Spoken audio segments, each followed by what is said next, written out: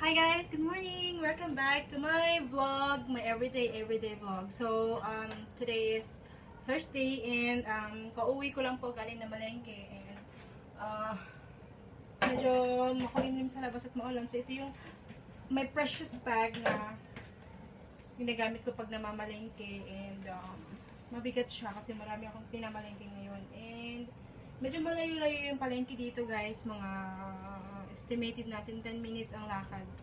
So, dun mismo ako sa palengke, mismo na parang sa atin din yung palengke sa labas, mga tumpok, may mga may mga nagtatawag ng kole, something ganon, kasi ibig sabihin hindi kayo dito, bumili kayo ng aming mga produkto. So, ang unang kong ipapakita is yung itong unang nilabas ko din. So, bumili ako ng luya. So, ito, $2. Yan. Tapos, bumili ako ng ang daming gulay. Mas maganda pang bumili ng gulay sa palengke kaysa sa supermarket. Kasi sa supermarket, konti lang and then mahal pa. So, halimbawa, nung isang choy-sam, wala pang kalahating kilo yun. $11. Eh, ito, binili ko isang plastic na halos 2 kilo pa. Eh di 10 dolyar lang to. So mas maganda pag nasa labas ka. So marami kaming gulay na lalantakin mamayang gabi. Tapos merong isda. Pampino ang tawag dito sa English. Hindi ko alam kung ano to sa atin sa Tagalog. Hindi ko alam kung ano to sa atin sa Tagalog.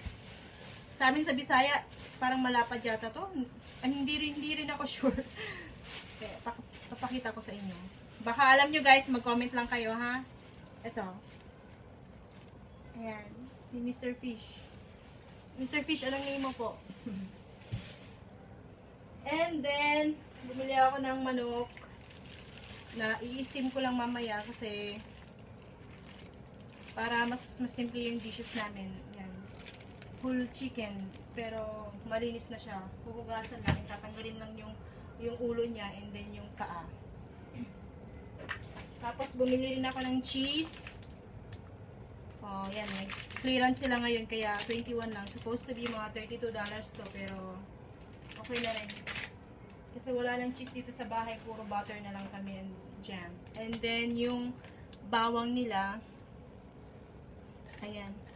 Ano to guys? 4.50. Dati ano lang to?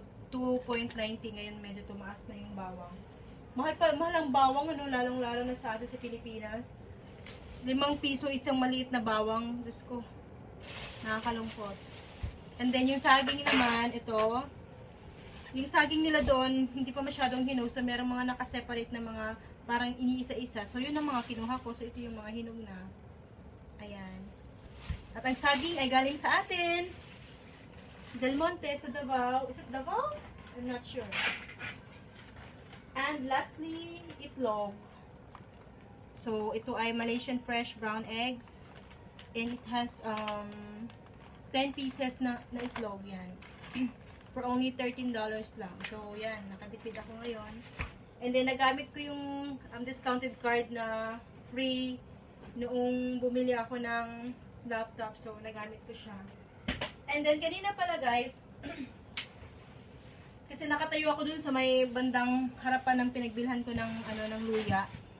Tumitingin ako. And then, may isang medyo may age na babae. Sabi niya sa akin, Pilipina? Sabi ko, opo. Sabi niya, bili ka sa akin ng lumpia. Gumagawa ako ng lumpia. May dalawa na lang doon. Kunin mo na. O gusto mo isa lang. Sabi ko, ay, di nagbisaya ako. Tapos nagulat siya, sabi niya, Bisaya ka pala? Sabi ko, opo, Bisaya ako. Kaya na Ilongga daw siya. So, bumili ako ng lumpia na, ito, fresh lumpia. Basta lumpia. And then, nagtitinda din siya ng pansit. May isang pansit pa doon na naka-styro. And then, meron siyang alaga, guys, matandang babae. And, siguro na siya, hindi na siya kumikilos parang naka wheelchair kasi yung matanda. And then ayun, nag-usap kami. And then iisa lang daw yung alaga niya, dalawa lang daw sila sa bahay, and then Sabado daw yung day off niya, and then may isang matanda doon na lalaki na lumapit, yun pala kaibigan niya. Sabi, bakit mo siya binibigyan? Chinese yun, pero tinranslate niya, hindi kasi ako masyadong marunong mag-Chinese, guys. English lang yung alam ko. Pero minsan nakakaintindi ako, pero ano lang, yung mga kukonti-konti lang. And then, sabi ng matanda, bakit mo siya binibigyan ng pagkain? Sabi niya, kasi gusto niya ng pagkain, bibigyan ko siya. Tapos sabi niya, wag ko daw yung ipakita yung pera na bumibili ako ng pagkain. So nakita ng matanda, sabi ko, anay, nilagay ko na lang dyan sa may bulsa ng eco bag mo. And then yun, tapos tinanong niya ako kung may suka. So meron akong suka dito, wait. Kukunin ko muna. Nasa likuran kasi ng phone. 3 yung suka namin dito. Isang apple cider na akin, tapos yung ordinary na suka. And then yung isang apple cider din ni mom na suka. So, eto yon. Mag-apple cider na lang ako. Itong aking biniling lumpia. So, ayan. Sana hindi siya mahulog. Ayan, guys. So, maglilinis lang ako and then I'm gonna go to my other work. So, check you later, guys.